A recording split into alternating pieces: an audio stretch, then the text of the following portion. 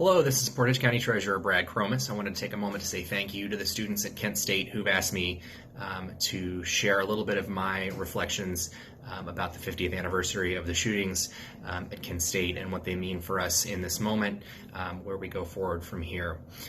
Being the county treasurer in Portage County, where Kent's located, I've had the honor and somber responsibility to visit with folks who were present on the day of the shooting on a number of occasions. I've had the opportunity to tour the May 4th Visitor Center there at Kent State, which I highly recommend everyone do who has any connection at all to this community and to this moment. But they're very difficult conversations for us to have as a community. And I think in large part that stems from the fact that this was an incident that I think people in reflection have recognized didn't need to happen the way that it did.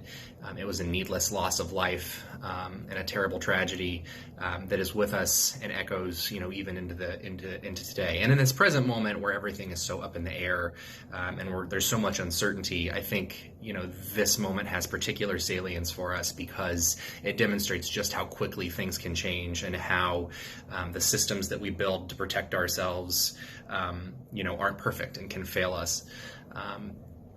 For me personally, this conversation about what the shootings mean has particular relevance because I now have two small children who are born in this community and learning about it alongside us as we visit these things and talk to people and see events, and they're asking questions. My kindergartner is of me about, Daddy, why did this happen and why did it have to happen? And I don't have good answers for him, and that's really, really hard for me to try to communicate to him. But I think the overarching message of what these shootings mean for this community are as an example to us of how quickly things can go wrong and how important it is for us to remain connected to each other and remember the humanity that we all possess. It is so critically important, no matter how much we might disagree on a particular question or issue, that we see that there is a person on the other side of that conversation and be willing to engage with each other on that level consistently, no matter what. As we enter into May 4th weekend, my thoughts and my reflections are with those who were present, who are still dealing with repercussions of what took place there in their own personal lives.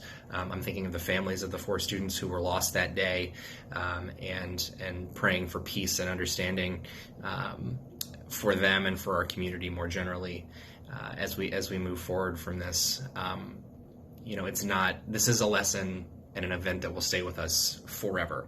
And my prayer is that the lesson that we take from it is again, that we are all in this together. We are all one people, and that it's up to us to recognize that and to do everything we can to bring peace and hope and love into the world, and to suppress those urges toward othering people and toward violence and toward kind of the darker aspects of our humanity. So again, I'm incredibly grateful for the opportunity to offer my perspective and opinion, and I hope that all of you, as you are taking a little bit of time over the next few days to think about what this incident means for you in your journey, that you come to a place of peace and a place of understanding, and that you are prepared then to move forward with the lessons of the May 4th shooting fresh in your mind, and are good to each other.